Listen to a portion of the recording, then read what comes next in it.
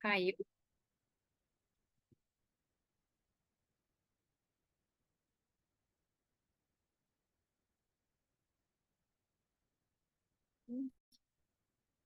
Beleza.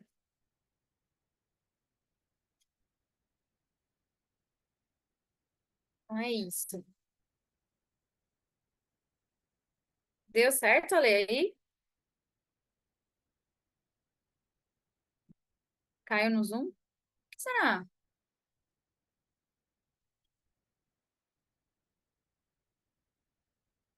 O pessoal tá aqui no Zoom, normal. Eu tô vendo a Ale no Zoom, a Brena, Tá, aqui tá funcionando normal. normal. Ó, não, tá com a câmera fechada.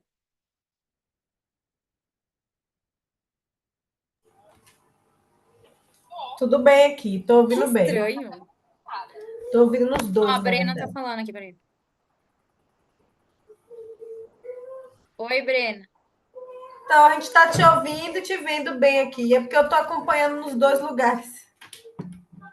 Tô te ouvindo com É, retorno. então, a gente tá te ouvindo, Ale. Eu tô ouvindo você. No Zoom eu não tô vendo, mas ouvindo eu tô. É. Pronto. Vamos lá. Deixa eu só fechar o áudio aqui do Ah, computador, eu vou que fechar o áudio do computador também. está repetindo tudo para mim aqui. Isso mesmo. Certinho. Não sei para onde eu olho. Vou deixar aqui no meio. Sei lá. Pronto.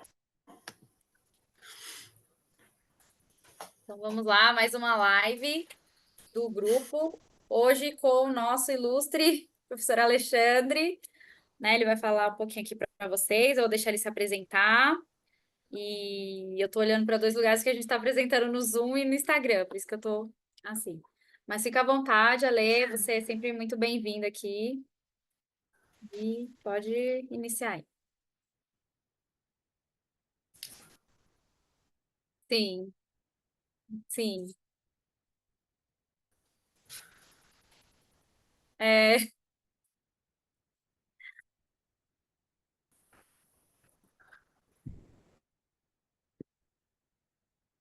Obrigado, viu? Obrigado Camila, mesmo. travou aqui no Vocês Zoom. estão me escutando bem? Não, tá bem no Instagram, mas aqui no Zoom tá falhando. Tá tranquilo? Todo mundo me escutando? Fazem duas coisas ao mesmo tempo, né? Em dois aplicativos. André Mello, né? Eu sou isso há vai fazer 6 que eu trabalho comecei a trabalhar com educação. O percurso todo, em 2013, nasceram os meus filhos gêmeos, Lucas e Gabriel. Já conhece os meninos. E são a razão de ser vocês e tem sido inserido nessa comunidade, né? De pais atípicos, de mães atípicas, de estudiosos a respeito do assunto, né? E até isso até mudou a minha carreira, né? E desde 2020 que eu atuo como coordenador de educação especial, né? Primeiro coordenando práticas dentro da escola inclusiva, da escola regular inclusiva, né? E há 2 anos, desde 2020, no janeiro de 2023, que eu estou nas escolas especializadas do município que eu trabalho, né? Aí o pessoal sempre pergunta assim para mim, uma escola especializada, né?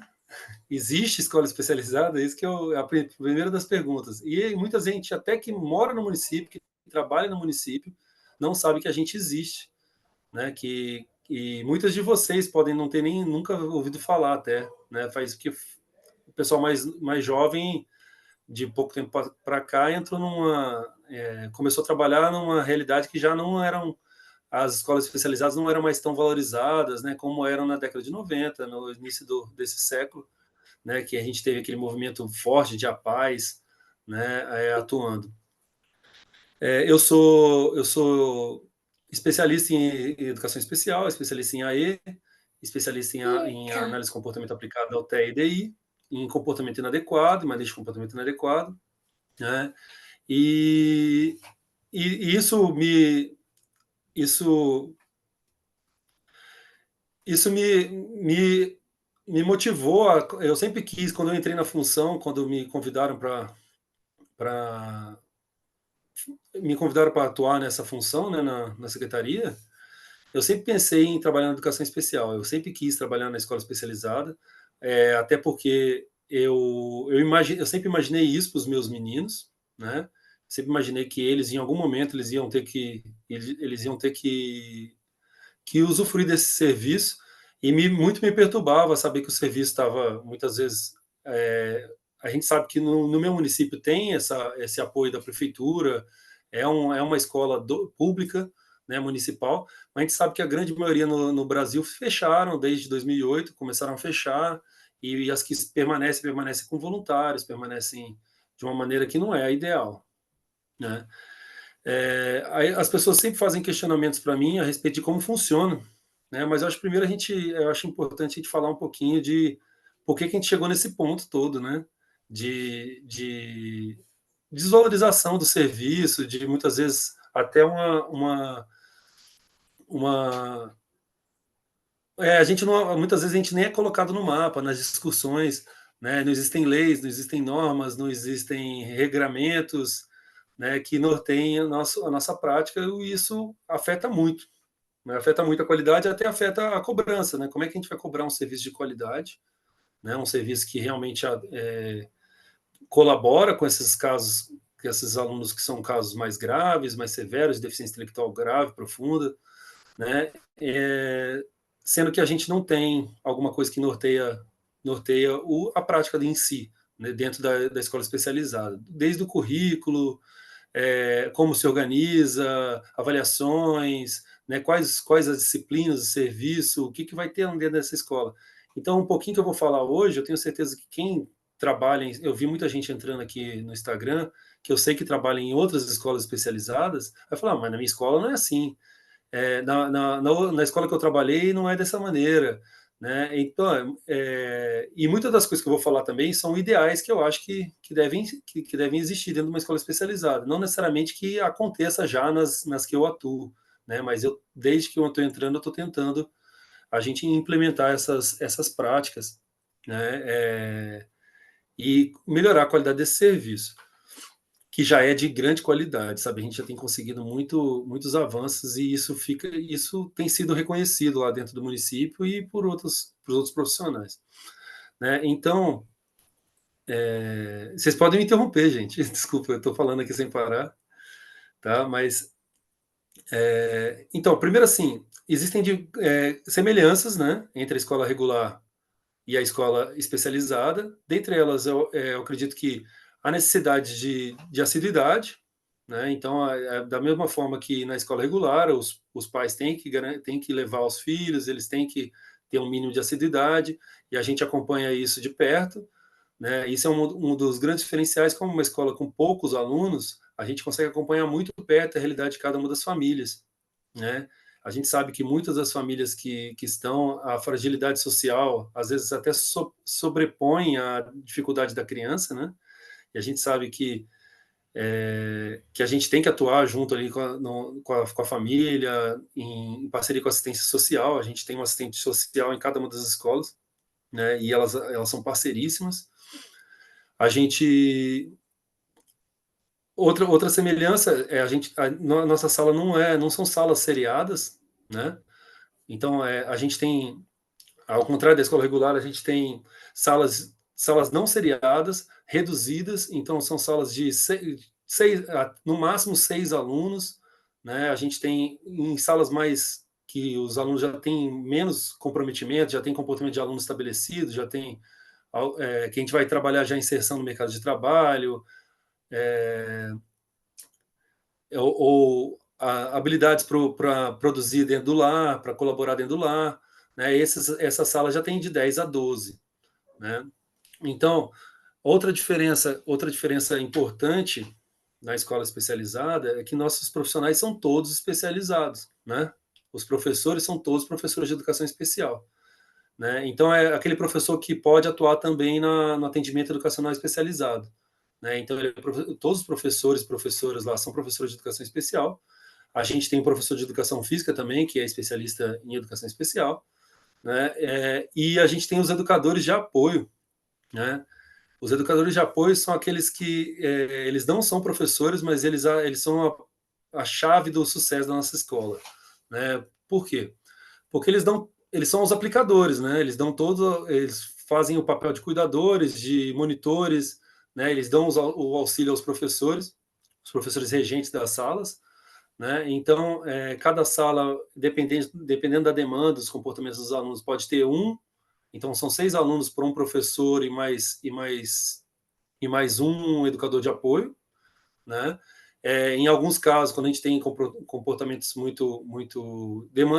que demandam bastante atenção ou que tenham algum risco de mais grave, alguma coisa nesse sentido, a gente desloca mais educadores. A gente tem alguns educadores que também são volantes, então eles fazem a parte de alimentação, sempre voltado para a independência e autonomia deles. Então, alimentação, deslocamento, higiene e, segurança deles dentro da unidade, dentro da rotina da escola, né? A gente recebe alunos do ensino fundamental. E eu acho que esse é o mais importante.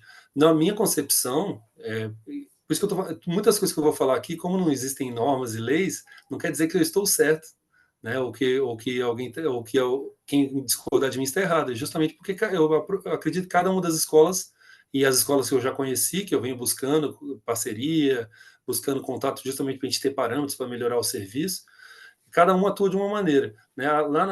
Eu acredito que a escola especializada deve atuar a partir do ensino fundamental. Por quê? No meu entendimento, o ensino infantil, pelas características do próprio ensino, que que tem como objetivo experimentar, né? Isso consta da BNCC, experimentar, viver, né? E usufruir daquelas experiências. Eu acredito que todos devem permanecer, independente das suas diferenças, na escola de educação infantil. E a partir do momento que o currículo vai ser estabelecido no fundamental, aí a escola especializada eu acho que se torna uma opção. Isso é uma ideia minha, tá? A gente tem algumas outras peculiaridades, por exemplo, o currículo, né? Que é isso que a gente vai falar bastante também. O currículo na escola regular é um currículo pedagógico, o currículo da escola que eu estudei, né? Que vocês estudaram. Então, aquela escola que a gente aprende português, matemática, geografia, história, né? Ciências, né? E esse currículo é importantíssimo. E na nossa escola, a gente tem um currículo que a gente chama de currículo funcional natural. O que é isso? É um currículo, a bibliografia do Leblanc, né, de 1992, né, quem conhece. Esse é um currículo que a gente tem como. A gente não desconsidera a parte pedagógica, português, história, geografia, mas a gente aborda de outras maneiras, né? E a gente prioriza habilidades que são aquelas que são funcionais. A pessoa se pergunta, o que é habilidade funcional, né?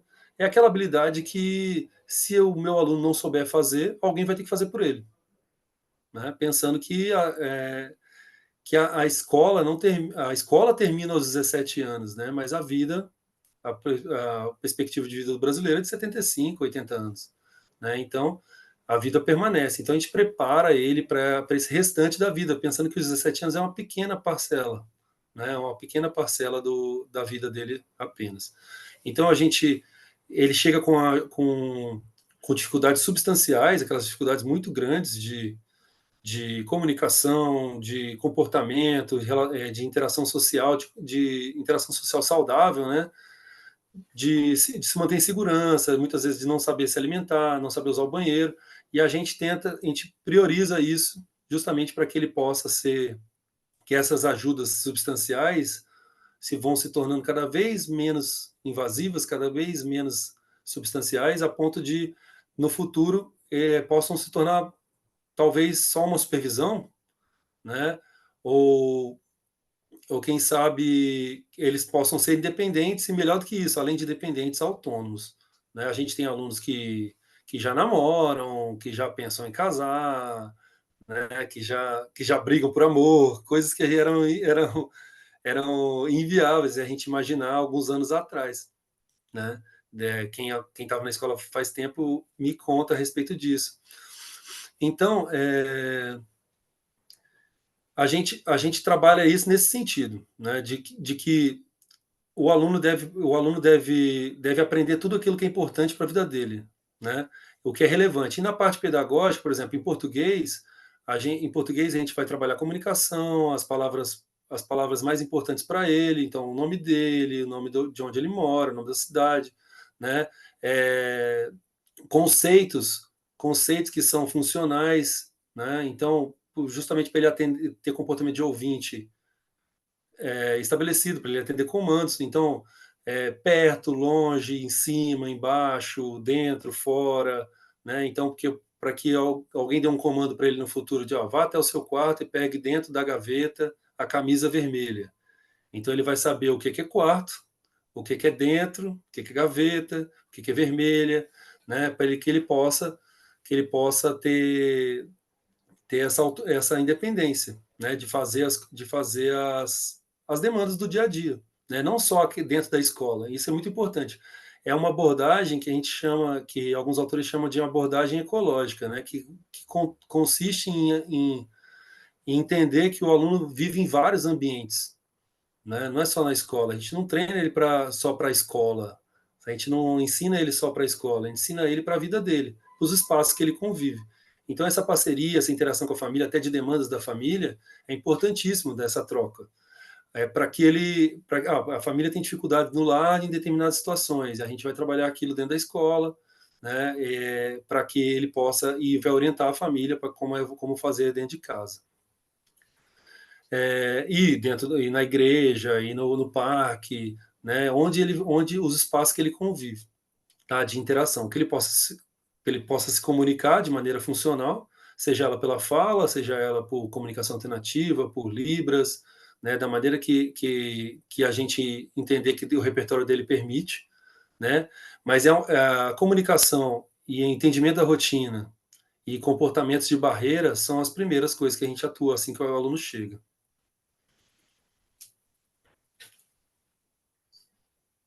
Tem algumas perguntas. Você quer responder primeiro, ou você quer continuar e responder no final? Tem tanto no Instagram quanto aqui dentro do Zoom, né? Você que sabe. Vamos aí, vamos, a gente vai respondendo e vai emendando assuntos, é melhor, Tá, fica então, mais dinâmico. aqui no Instagram teve um pessoal que perguntou, é, precisa educar sem as barreiras de formalidade curricular, só afirmou. Teve uma pessoa que colocou, qual é o nome do autor do currículo que você falou? Se você puder repetir. LeBlanc, 1992. E a Bruna fez uma pergunta aqui: seria uma escola especializada em manejo comportamental educacional? Não é específico disso. A gente atua, apesar dos autores, por exemplo, esses autores que eu citei, né, de Leblanc, eles não falam sobre isso. As estratégias adotadas são todas estratégias baseadas em evidência. A gente prioriza isso, até porque nossos alunos têm um repertório bastante restrito, né? Então a gente tem um tempo precioso. Então a gente tem que usar as práticas que têm melhor evidência. Nos casos dessas crianças com deficiência intelectual e autismo, né, as práticas que têm maior evidência são as práticas baseadas em análise de comportamento. Então, primeira coisa, esses princípios analíticos comportamentais, os professores todos são capacitados para entendê-los, né? Os professores, os educadores, a gente faz formações constantes com eles, né? Então, desde formação a princípios básicos da análise de comportamento, né? Então, para conseguir entender antecedentes, consequências, fazer estratégias de reforço diferencial, né, estabelecer manejo de antecedentes, estabelecer uma estratégia de comunicação alternativa, né, e inclusive de como manejar uma situação de uma crise, né, como fazer uma interrupção e redirecionamento. A gente tenta utilizar sempre de estratégias que são as que têm evidência e ao mesmo tempo são respeitosas, né? Então a gente não atua com punições, não atua com nenhuma forma de punição, nem que seja aquelas que muitas vezes vou retirar tal coisa, né, para se você nos comportar, até porque muitos dos nossos alunos não têm nem cognitivo para entender certos combinados nesse sentido, né? A gente vai estabelecendo por meio disso, e é muito bacana que você vai vendo a evolução deles de uma maneira autônoma, independente, diferente do que muitas vezes a gente vê na escola regular, né? Alguns alunos que chegam da escola regular para nós, eles, por terem, alguns, tá? Por terem mediação, por ter um profissional de apoio do lado, que é direito dele, é muito importante para ele dentro daquele contexto, chegam para a gente meio que acostumados com ajuda substancial o tempo todo, sabe? E lá na escola a gente não tem mediador. Os alunos chegam, eles estão da sala, ele vai entendendo a rotina, porque é uma coisa que eu falo para os professores mesmo, e para quem vai visitar a nossa escola. O ambiente é tão estruturado que não precisa de alguém ao lado dele, né, pegando na mão dele, muitas vezes. Muitas vezes alguns a gente pega por conta de dificuldade de deslocamento, mas não necessariamente de comportamento, dificuldades motoras, né? E porque eles vão aos poucos entendendo a rotina, né? A rotina é a primeira coisa que a gente vai explicar para eles. Então a escola toda, as escolas são todas identificadas com pictogramas para estabelecer já combinados, para a gente já mostrar a rotina, estabelecer a rotina logo de início, né? E esses mesmos pictogramas, então, dessa maneira a gente acerca eles de comunicação alternativa, né? E esses mesmos pictogramas depois são inseridos em pranchas individuais para eles, aos poucos, também se expressando desejos, a princípio somandos, né? Que justamente a gente parte muitas vezes, de comportamentos inadequados, né? Para a inserção da comunicação.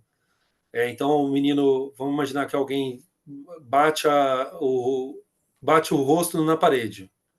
A gente identifica, faz a avaliação funcional, isso também os professores vão sendo capacitados para fazer, faz a avaliação funcional, e a partir daí, a gente identificou que ele bate porque ele quer o quebra-cabeça, né, ou porque ele quer atenção, e a gente vai lá e já insere uma primeira figura, né, de comunicação dentro da pasta dele, né, a primeira figura para ele solicitar, ao invés de aplica reforço diferencial, ao invés dele a cometer aquele comportamento que é inadequado, que é até perigoso, ele começa a utilizar a comunicação funcional, né?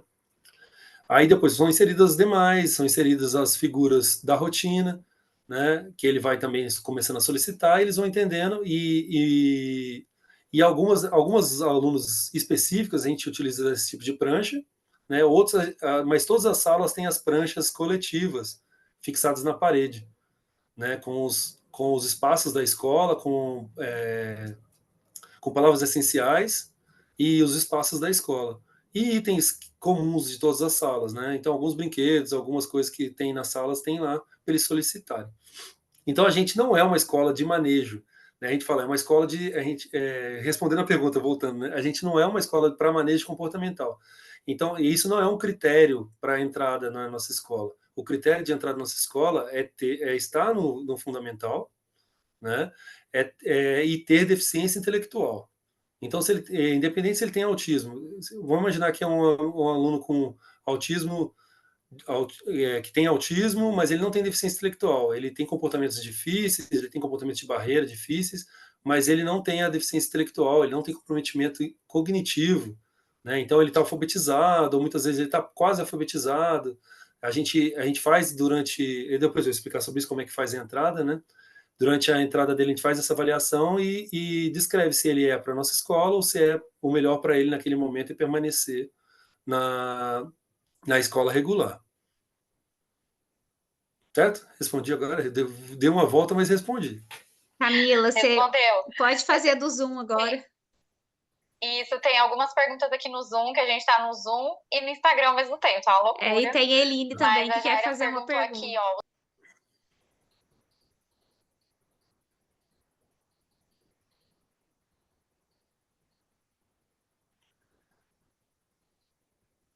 Eu não sei responder ao certo. Eu posso acabar, como eu sou coordenador, não sou diretor da escola, a minha parte, a parte que me cabe é a parte pedagógica.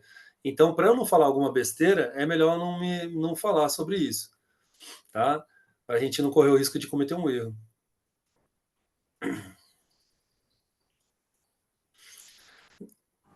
Então, na nossa escola, a gente tem estudantes de 8 anos, né? Primeira série do Fundamental 1, né? E a gente tem estudantes de 70 anos, né? Eu vou explicar por quê, né? A gente tem alunos lá que são mais velhos, né? Mas a partir de desde 2008 os alunos permanecem só até os 17 anos, até o ano que ele completa 17, né? Porque desde 2008 foi estabelecido isso para a manutenção da escola, né? E só que aqueles alunos que já estavam, as escolas são todas foram inauguradas em 96, 95, 94.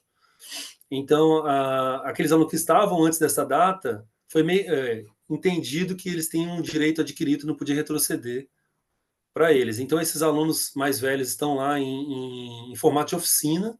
A gente, além das salas de aula, tem oficinas, que são oficinas profissionalizantes, né, como eu disse para vocês que existem. Eles têm uma deficiência intelectual também, né? Eles têm os critérios, mas eles já são mais independentes, né?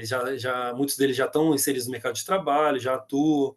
A gente tem muito do comércio local que emprega nossos alunos, né? Então, essa é a nossa clientela.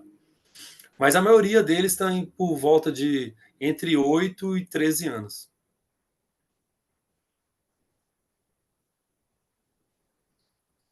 Agora, bom. E aí, outra pergunta é da parte financeira. Eu também não sei se o Ale vai saber, porque ele é coordenador, né? Então, mas assim, ela pergunta assim: a parte financeira é por conta do município? Não, a nossa escola é uma escola do município, Tá. tá? É uma escola do município, Uhum, tá? E eu sou funcionário do município. Meus professores são funcionários do município. certo. A Eline pergunta assim: os pais participam desse processo com algum treinamento? Então, a gente tem assistente social, né? Então a gente organiza, além de todos os, assim, basicamente, a comunicação da professora com os pais é por meio de agenda, né? Como numa escola de educação infantil, né? Os alunos têm dificuldade de comunicação, então eles não vão relatar coisas, então a gente passa por meio de agenda.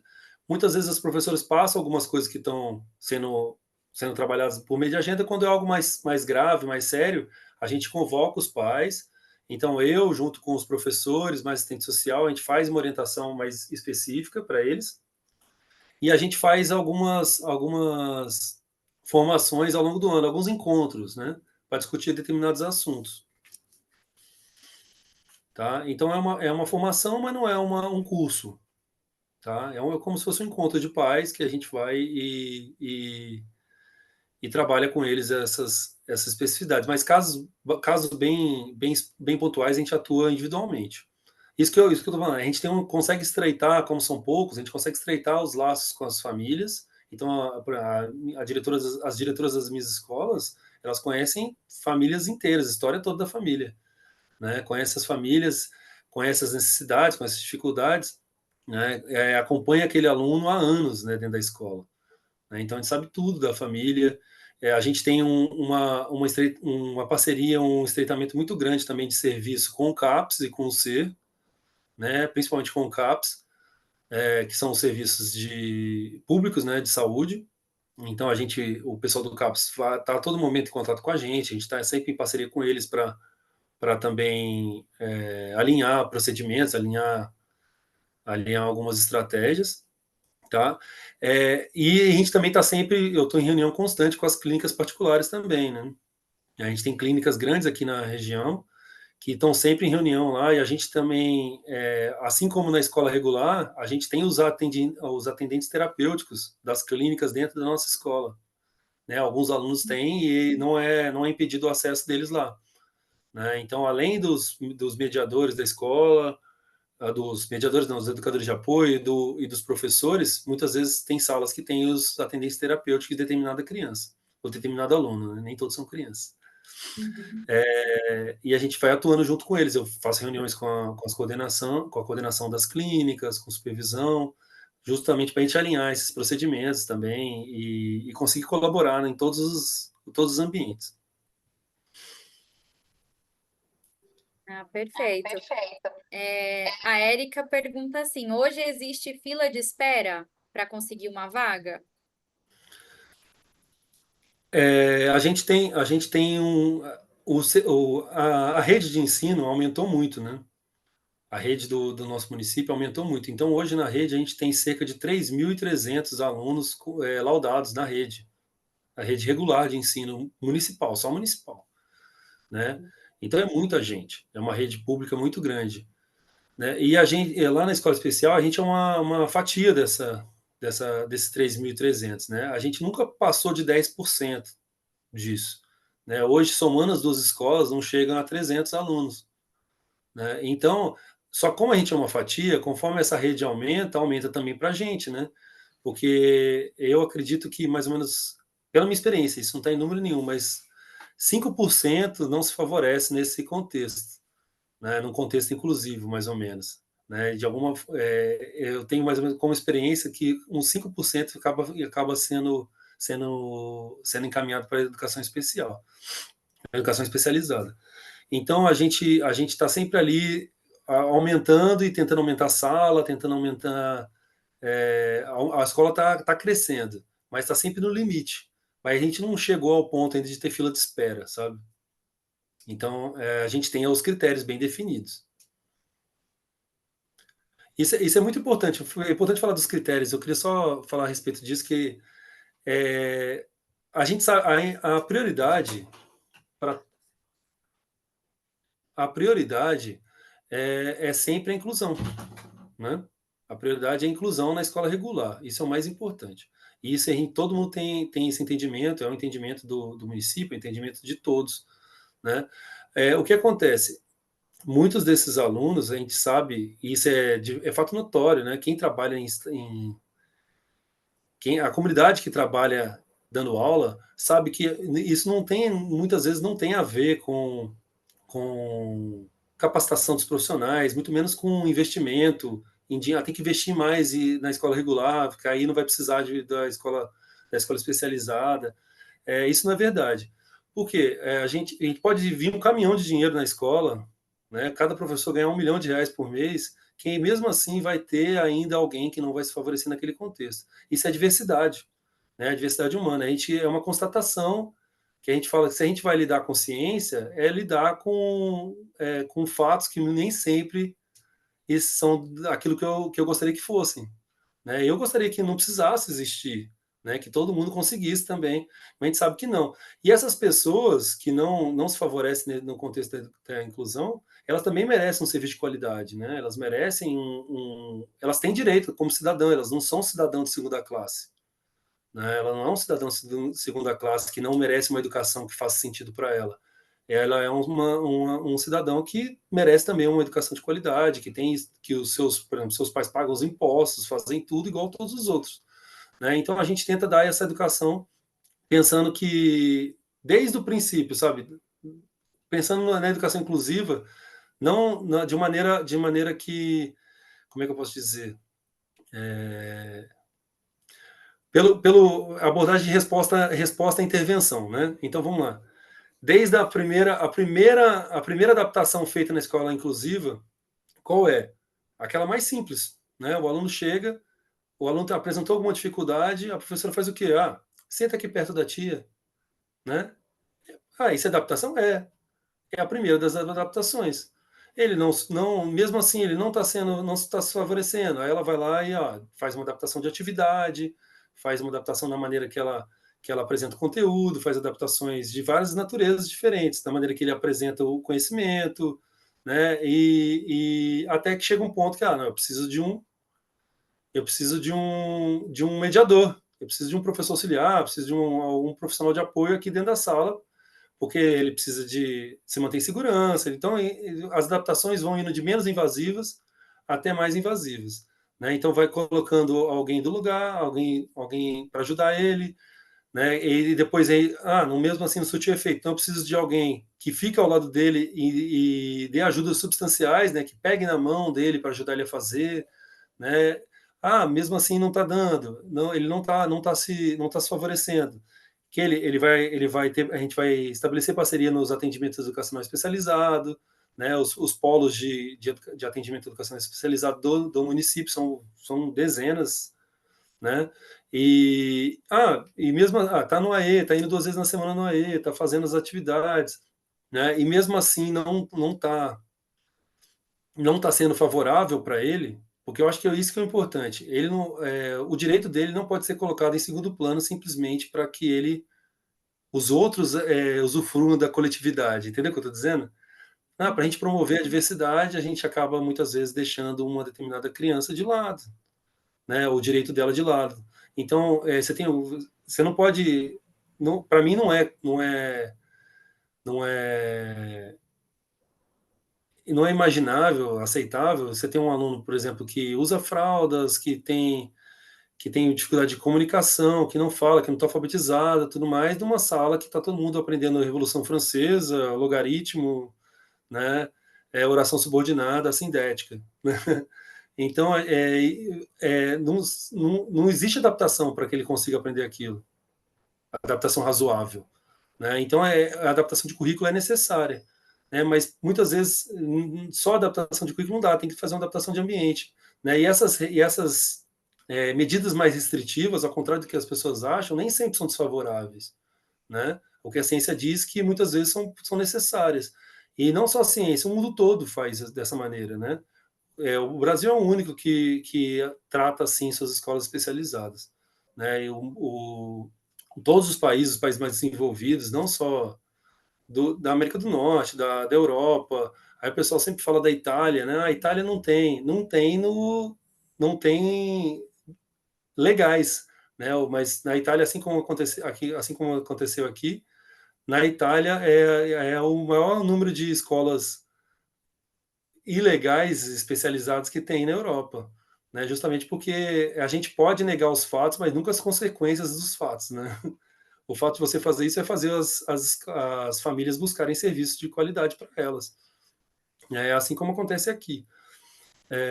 Então, a gente recebe esses alunos por meio de triagens, né? A gente trabalha sempre como um instrumento dentro do município, né? Então, um equipamento que serve à educação inclusiva.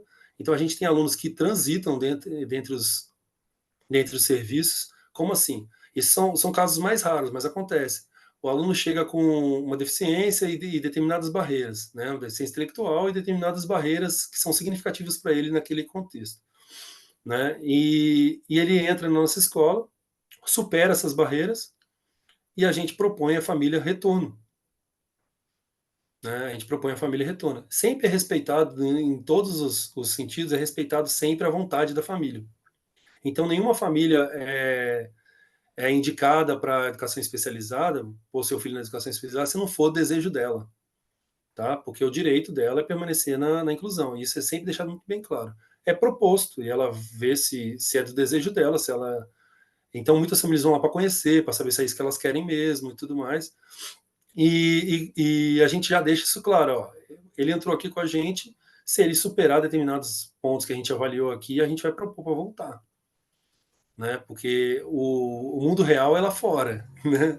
Então, a gente trabalha sempre para isso.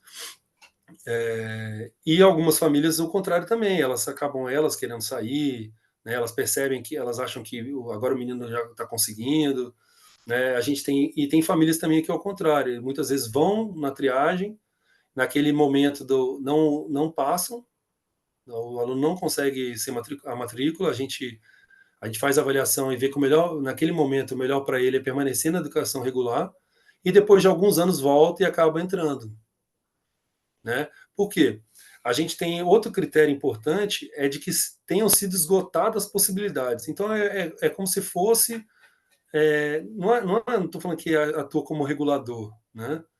Mas, assim, para encaminhar alguém para educação especializada, tem que estar garantido, por exemplo, tem que ter o acesso ao PEI, que tenha sido feito um PEI, que tenha sido feito adaptações necessárias para ele, todas as razoáveis, aí tem as avaliações de tudo que aconteceu, né? Então a gente tem acesso a tudo, e isso tudo é facilitado hoje por meio da internet, né? A documentação dos nossos alunos são todas online. Então o aluno chega para mim, se ele é da rede, eu já tenho acesso à vida toda dele escolar. né? Tudo que fizeram para ele, tudo que os planejamentos que os professores fizeram, as ocorrências que aconteceram, por exemplo, de comportamentos de heterolesão, autolesão, essas coisas, né? Tudo isso. E a gente já fica sabendo isso tudo pesa no momento da triagem, do acesso dele à escola. Eu queria saber, você falou da avaliação, né? E às vezes tem alguns que não entram por conta da avaliação. Qual avaliação que você usa, que vocês usam? Agora a gente utiliza uma avaliação própria, tá? Mas eu acredito que pode ser feita, é um MChat, né? Um MChat que a gente faz 3 tentativas de determinada de algumas habilidades. É uma avaliação que no meu entendimento, ela acaba sendo no final das contas mais subjetiva do que eu gostaria, né? Mas é uma avaliação simples, porque a gente tem uma hora de avaliação, né? Uma hora de avaliação, mas pesa muito, como eu falei, as informações já são colhidas antes da avaliação e naquele momento ali. Então são feitos testes básicos de se ele tem comportamento de aluno, comportamento de ouvinte, se eles têm, então se ele permanece sentado, se ele não vai apresentar nenhum comportamento de fuga esquiva, nenhum comportamento de heterolesão, de autolesão, né? Então são alguns, se ele atende pelo nome, então aqueles comportamentos mais básicos que a gente elenca lá e faz 3 tentativas de cada um deles, dentro de uma maneira bem natural, né? No meio de brincadeiras, normalmente a gente faz as triagens dentro de uma brinquedoteca da escola, né? Que são um dos espaços que a gente tem na escola. Então o ambiente fica bastante lúdico, então a criança se sente à vontade, a gente consegue fazer isso tudo de maneira natural. Isso também é importante falar que a gente quase nunca atua por tentativa discreta, tá? E no aprendizado de determinadas habilidades. Por quê? Até porque a professora não tem perna para isso, né? Porque é uma professora com 6 alunos, né? E mesmo que tenha os aplicadores ali, os educadores, tá? Então a gente atua de maneira incidental, né? Incidental e como eu falei, de maneira a aproveitar ambientes e situações, né? Para ensinar determinadas habilidades.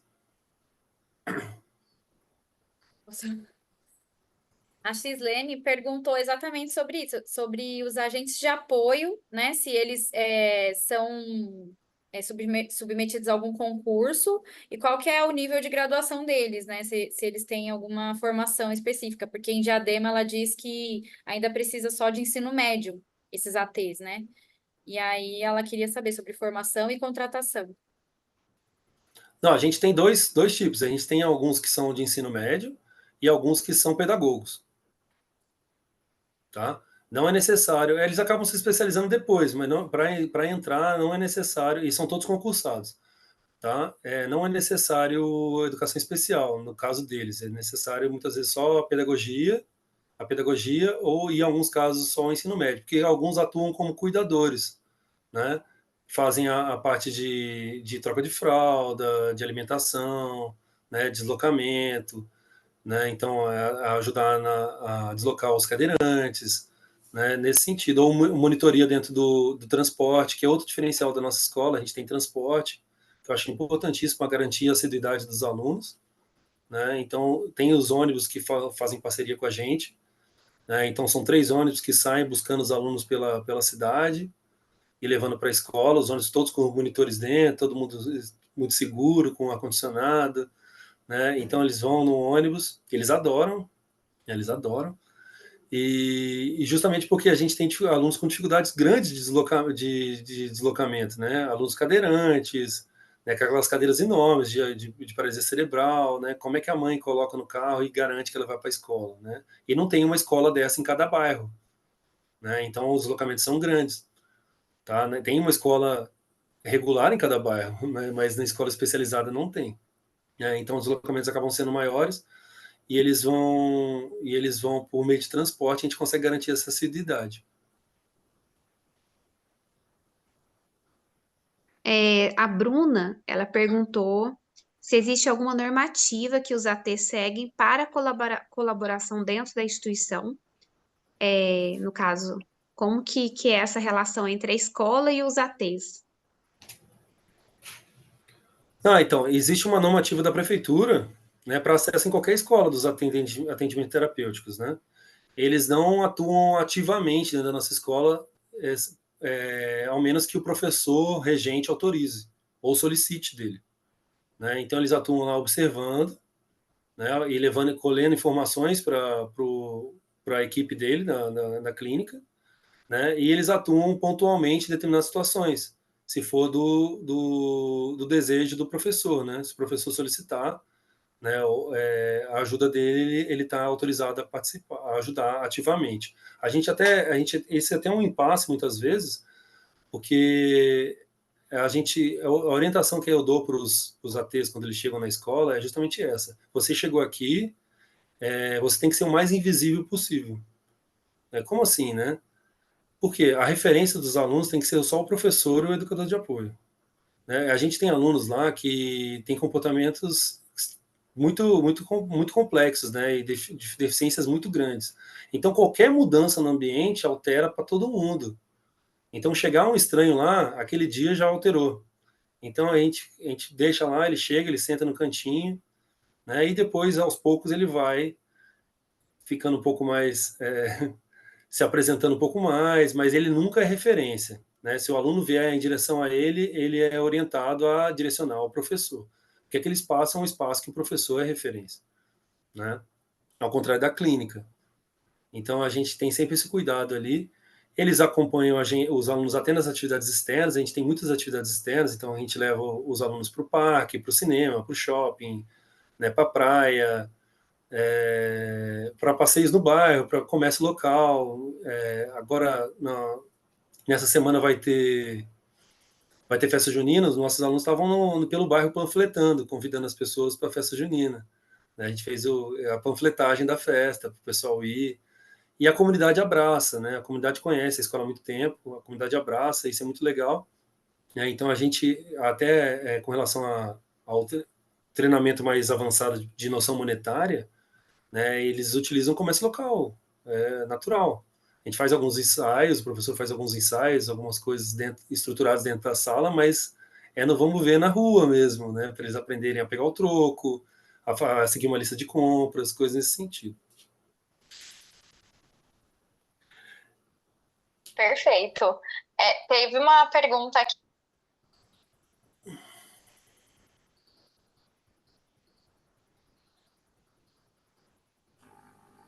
Liga o microfone. Eu não habilitei o áudio aqui no Zoom. Teve uma pergunta aqui no Instagram, repetindo o pessoal do Zoom, sobre se tem adaptação de horário. Se tem alguma criança que fica menos tempo. Tem, não, no momento da matrícula, a gente sempre deixa isso bem claro para as famílias, né? Que pode existir, pode ser solicitado, dependendo da criança, né? Porque é um ambiente novo, muitas vezes é necessário, são 4 horas de aula, né? Então, assim que a criança chega, a criança, estou com mania de falar criança, mas é aluno. Assim que o aluno chega, né? Isso pode ser estabelecido, é uma adaptação, né? Mas é sempre pensando em que isso é momentâneo, vai ser, vai ser por um curto intervalo de tempo. E a ideia é que ele permaneça sem sofrimento dentro da escola, né? Que alguns alunos acabam tendo uma dificuldade de se manter lá, da separação com os pais, ou de entender um pouco a rotina da escola, alguma coisa nesse sentido, mas isso não é uma barreira para a gente. A gente utiliza também de adaptação de horário, mas não fixa, tá? É só a ideia é que todo mundo permaneça, até porque é um ambiente muito lúdico, muito flexível, né? Apesar da estruturação muito flexível. Então os pais acabam ficando muito contentes em colocar os filhos lá, porque a gente demanda muito menos deles, né? Então tem situações, por exemplo, vou imaginar que um aluno na escola regular tira o sapato na sala, já é motivo de ocorrência para uma professora de escola regular, não é? De chamar a mãe que ele não quer pôr o sapato, alguma coisa nesse sentido, ou, sei lá, tirou a camiseta. A gente sabe que isso são coisas que podem ocorrer na nossa clientela, nossos alunos. Então a gente tem uma certa flexibilidade nisso, a gente sabe que a gente vai trabalhar. Esse é o comportamento que está alvo, né, que a gente vai ter que trabalhar naquele momento. Né? Não é uma barreira para a escola, é uma barreira para ele. Então, como os objetivos são individualizados, então a gente acaba que não precisa chamar a mãe para isso. A gente sabe, a gente vai solicitar, vai informar ela do que aconteceu, mas a gente vai trabalhar em cima daquilo. Tá? A barreira é o próprio objetivo, não é uma barreira pro objetivo, né? Eu tenho uma outra pergunta, essa é minha.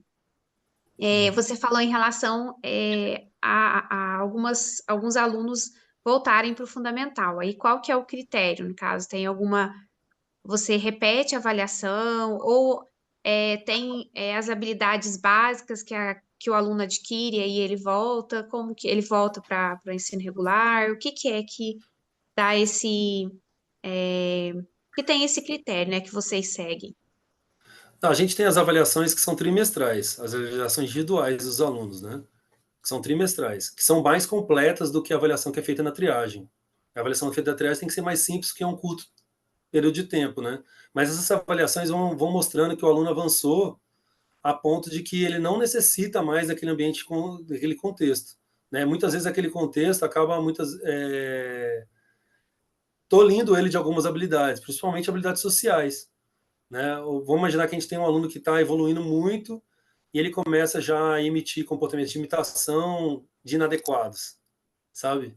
Então ele já tem as habilidades todas e estar naquele contexto acaba prejudicando ele de alguma maneira, né? Então a gente já prepara essa família, né? Não é de repente a segunda-feira já vai para o regular. A gente prepara essa família primeiro conscientizando de que é um momento, e se ela consentir conosco, né? A gente prepara, por exemplo, já prepara apresentando conteúdo apostilado que tem na escola regular, já começa a mudar um pouco para eles se acostumar lá. E, lógico que lá ele vai ter o serviço da educação regular inclusiva. Ele vai ter o atendimento do educador de apoio, né? Ele vai ter do mediador, né, educador de apoio, ele vai ter o acesso ao AE de novo, né? O atendimento de educação especializada, ele vai ter que ter o PEI lá da escola regular. Então, todos os serviços vão ser garantidos para ele nesse sentido. Mas o que eu estou falando, nesses casos, apesar da gente ter isso como objetivo, a gente sabe que são os mais raros, né, de acontecer. Mas acontecem também. Tem uma pergunta aqui do Zoom que a Eline fala. É, Vocês elaboram o PEI do aluno atingindo os objetivos, ele será transferido para outra turma até conseguir retornar para o ensino regular? Isso é muito legal. As salas não são seriadas, são por perfil de aluno, né, por características dos alunos. A gente tenta montar as salas nesse sentido, até para facilitar o planejamento da professora, né? São 6, mas se forem 6 completamente diferentes, fica muito difícil, né? Então, a gente organiza mais ou menos com o perfil, né? E também pensando na logística da escola, né? Eu não posso colocar uma sala com 10 cadeirantes, quem é que vai empurrar essas 10 cadeiras, né? Entendeu? Então, eu ia precisar de 10 funcionários. Então, tem que pensar nessa logística também, né? Pensar que na logística de troca de fralda, dessas coisas todas, né? Mas o principal são o perfil e as habilidades que ele já tem.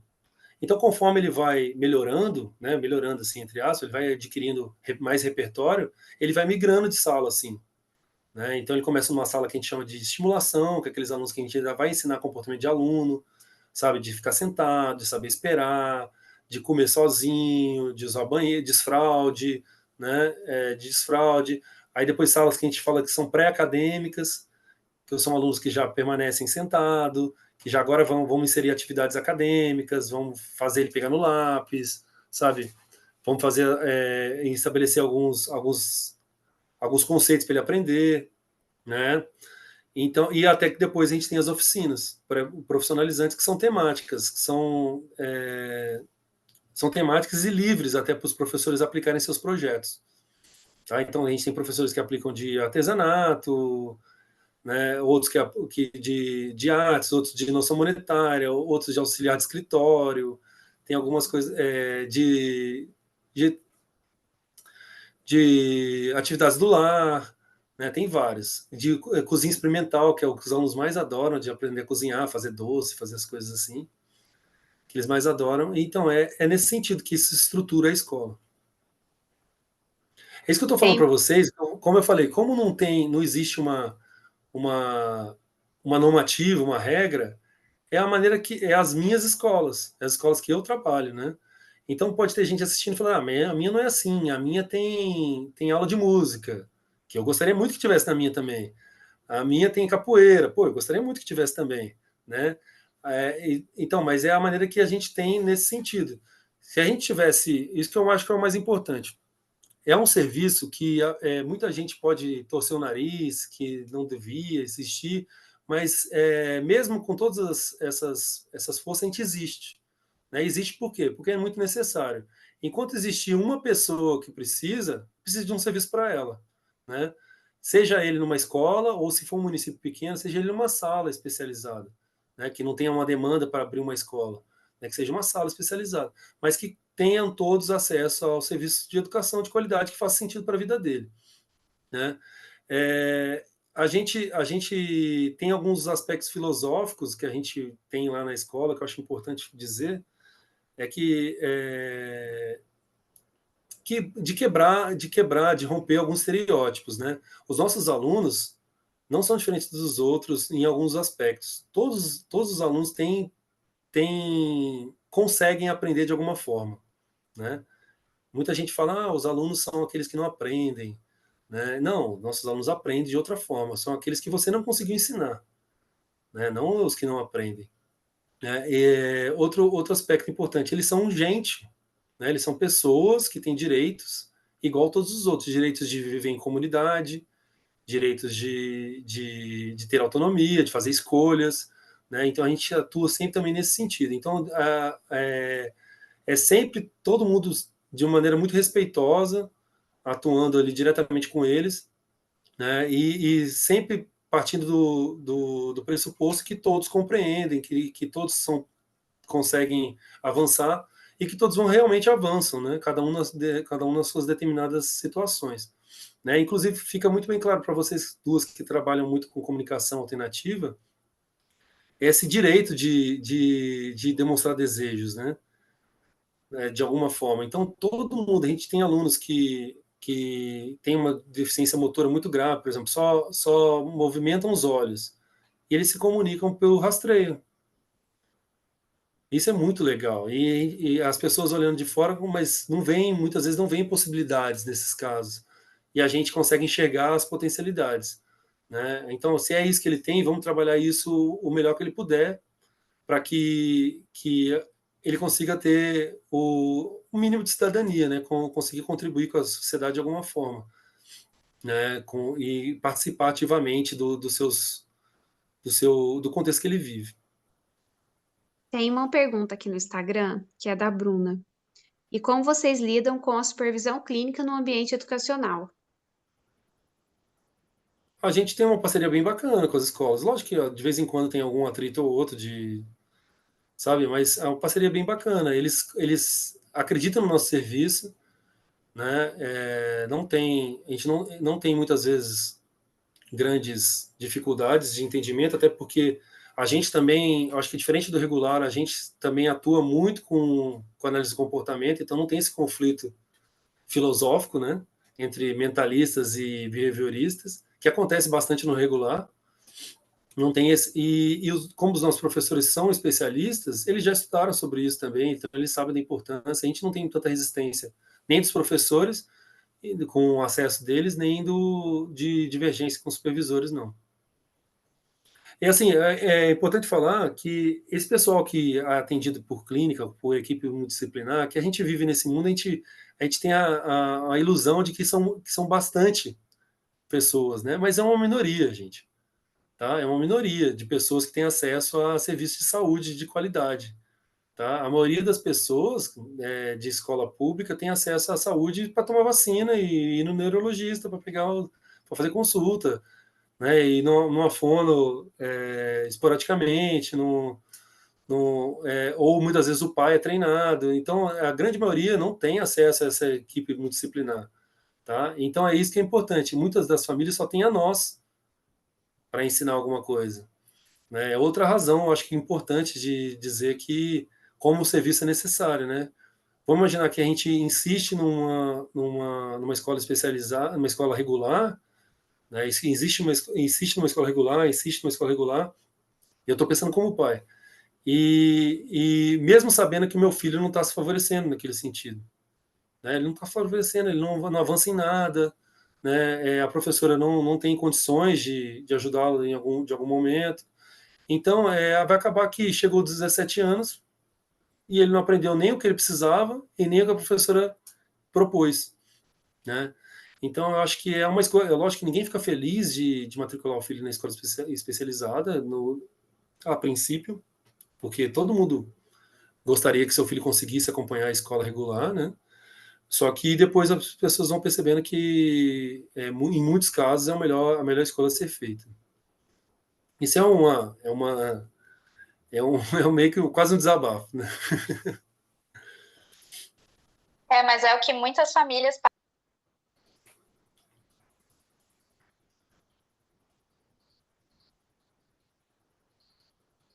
Sem áudio.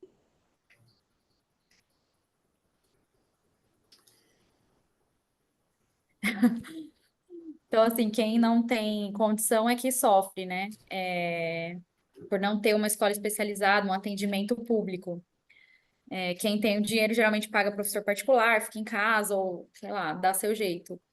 Então, E, né? E é isso que acontece no Brasil, né? E aí fica um jogando para o outro, falando que tem inclusão, e realmente a gente vê que na prática falta muito, né, ainda.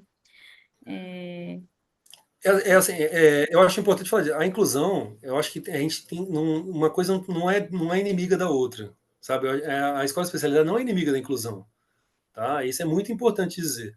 A gente valorizar a escola especializada, colocá-la no mapa, uma lei normas que regularizem elas, vai só ajudar.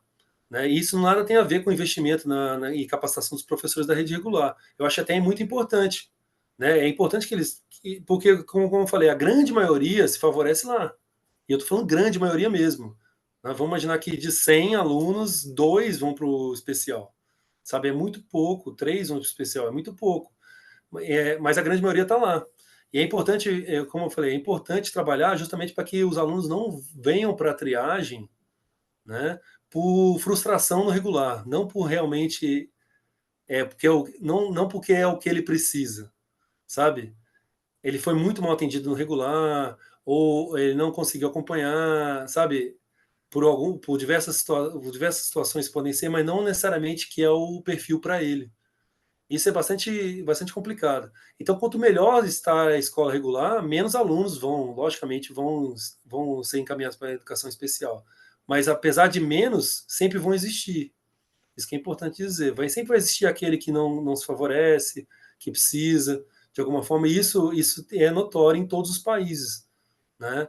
Em todos os países. Tem estudos e tem até censos mostrando de quantos alunos com deficiência, porcentagem, estão em escola especializada e estão em escola regular, né? E em todos os países tem isso detalhado. E todos eles superam mais de 10%. Um outro ponto que nós discutimos até foi no particular, que você falou sobre as escolas especializadas ficarem sob sucateadas, né? Porque não tem no município, raridade de acontecer uma escola que tem o apoio do município, geralmente elas são por ONG, né?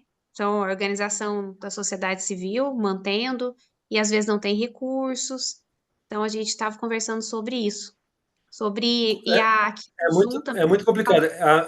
A escola que eu atuo, né, e algumas que eu conheço são exceções, né, que tem um apoio de municipal, né, mas a gente sabe que tem muitas que eram grandes escolas, né, ONGs, né, nesse sentido, que acabam hoje vivendo de doações, de quermesse, de serviço voluntário, né, e como é que a gente vai cobrar qualidade no serviço se a gente não tem recurso? É tudo Então doação, né? assim, né? É aquele negócio, uma coisa tem que levar a outra. Se você encaminha Uhum. recurso, você justamente encaminha também fiscalização, regulamentação, né? E melhoria da qualidade, né?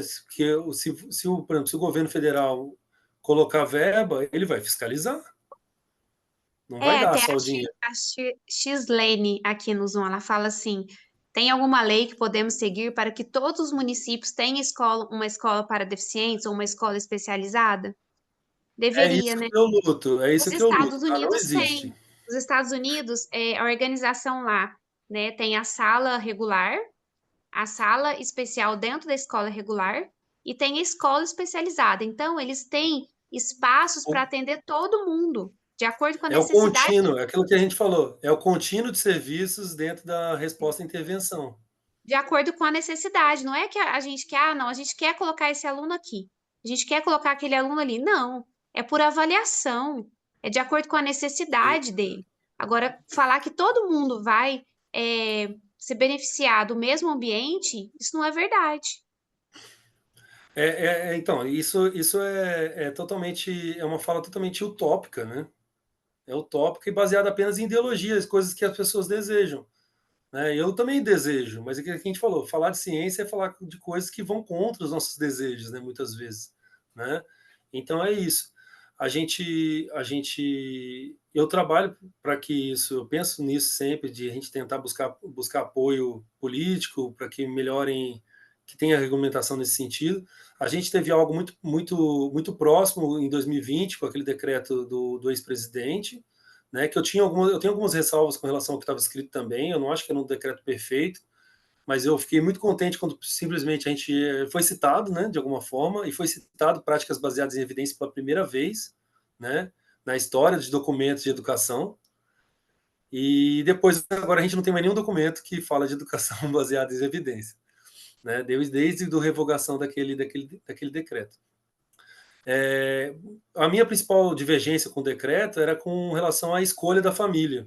Eu acho que deve partir de vontade da família, mas o acesso deve ser técnico, né? Então, o que eu quero dizer com isso? A família deve querer primeiro, mas como eu falei, o aluno tem que passar por uma avaliação e ele só vai se ele tiver as características daquela escola. Eu estou falando de escolas para alunos com deficiência intelectual, mas existem Ah. outros, né? Para deficiente auditivo, para cego, tem outros, né, outros modelos também. E como que a família fica sabendo da escola? Como que é essa indicação? Tem famílias que vão por livre e espontânea vontade, né? De outros municípios, de escola particular, aparecem lá, e tem algumas que são encaminhadas pelas escolas da rede, né? Então, a equipe da escola regular chama essa família para conversar, explica para ela que existe esse serviço, se ela tem interesse, né? Então, mas é tudo parte do interesse da família, né? Então, mostra as possibilidades, a gente convida ela para conhecer, ela é livre para conhecer a escola, ver como que é, eu explico tudo, né? Para justamente não ter nenhuma desilusão, né? Achar que é uma coisa e é outra. E também entender que a gente não opera milagres lá também, né? O pessoal acha que a gente tem a mão ungida. Isso é até uma brincadeira que a gente fala, ó, a mãe colocou aqui, achou que em 5 anos que não conseguiu na regular, em um mês vai estar fazendo aqui tudo. Né? A gente tem procedimentos que tem mais chance de dar sucesso, porque justamente a gente tem uma estruturação, né? Mas não é assim da noite para o dia também, não.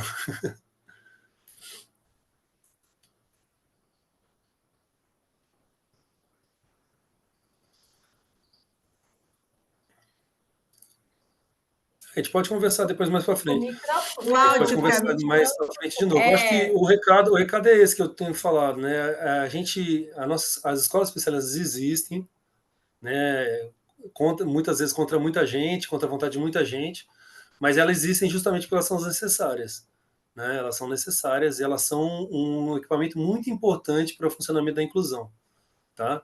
Então, para que os alunos que necessitem desse serviço consigam se favorecer de alguma forma, né? Que não que a gente sabe que tem muito professor que faz um trabalho mal feito, mas a gente sabe também que tem muito professor que faz tudo perfeito e mesmo assim não tem sucesso, né? E isso trabalha muitas vezes na frustração daquele professor de ter feito todas as adaptações necessárias, de ter feito tudo que era possível e mesmo assim aquele aluno não consegue se favorecer daquele contexto.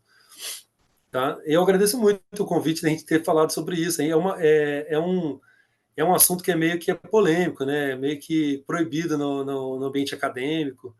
Mas eu acho que a gente que está com a mão suja de giz, né?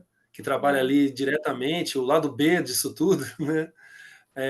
a gente tem que falar assim, porque a gente tem esse conhecimento empírico, né? Como eu falei, é notório que a inclusão não funciona para todo mundo, né? É notório, apesar de ser o melhor dos modelos, tá bom?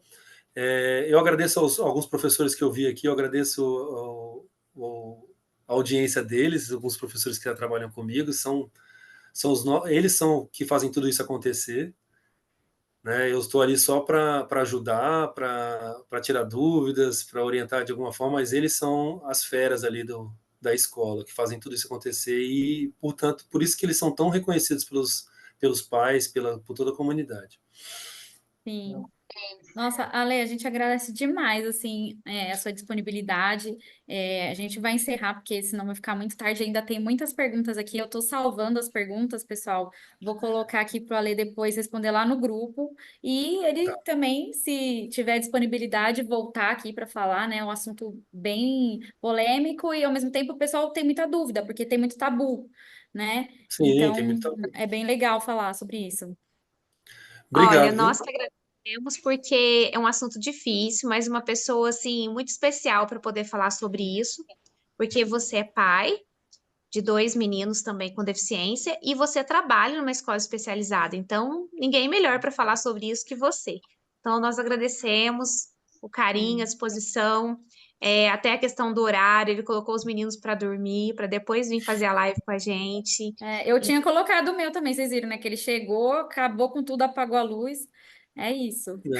E eu Acordou vou, e veio. eu vou colocar os meus para dormir agora. Eu vou lá dar janta para Nossa, eles. Nossa, foi um prazer, foi muito bom.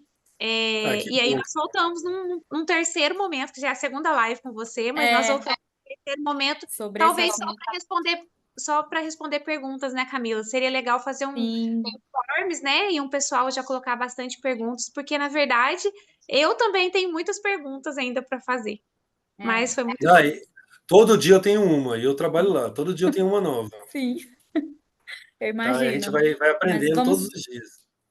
vamos coletar os questionamentos e a gente já passa e você já vai direto respondendo as perguntas, né? E com certeza vão Tá surgir bom. mais. Vamos lá, então. Obrigado, gente. Boa noite para Muito todo mundo. obrigada. Obrigado pela Tchau, oportunidade e Boa pela gente. noite, Boa confiança. noite, pessoal. viu? Tchau, tchau. Tchau, tchau. Tchau, pessoal. A gente vê Tchau. mais. Obrigada.